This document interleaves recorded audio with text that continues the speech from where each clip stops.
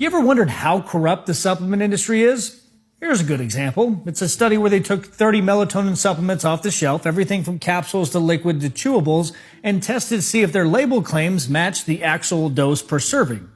So if you buy supplements and this worries you, here's a couple things you can do.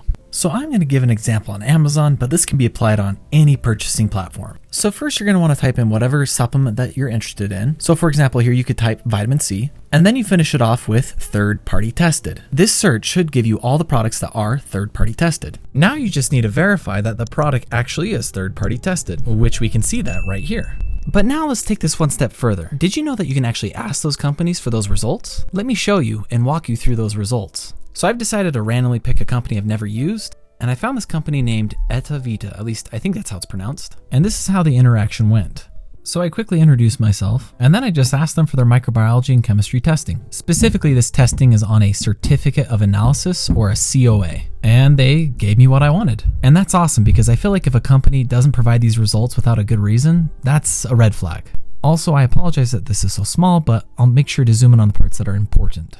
At the top of the analysis, we have a brief description of the product, which includes name, date, and lot number. And below that, we have the results. This first column contains the ingredients that are found within the product. The second column includes the testing standards, and the NLT stands for no less than, meaning that when they test this, they want to be above that number. The third column includes the testing results, and the fourth column are the method on how they got those results. Now within these results, these chemistry tests are showing one gummy that is 3 grams, and the microbiology test typically will give you results at weights of 1, 10, or 25 grams. Because chemistry tests are 1 gummy and the nutrition label serving size says 2 gummies, that means we need to double these numbers when comparing to the nutrition label.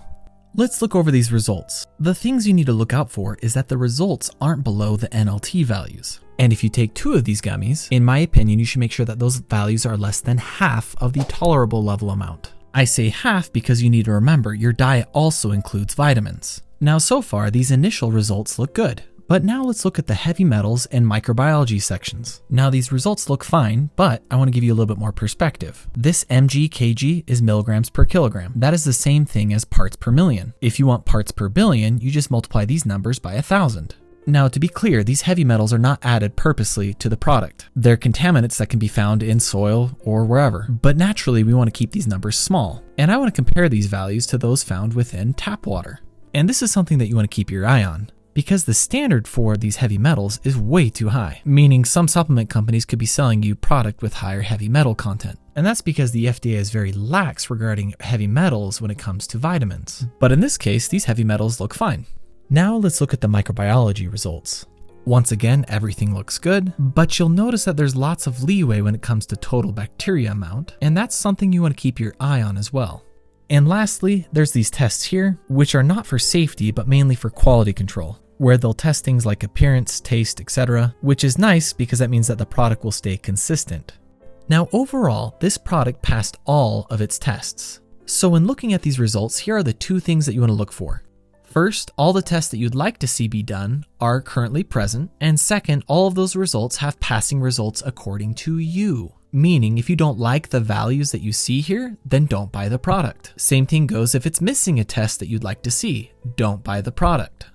So if you like these tools, make sure you like and share this video so that others can find out about these tools as well. Additionally, if you have any other questions about quality control, make sure you let me know in the comment section.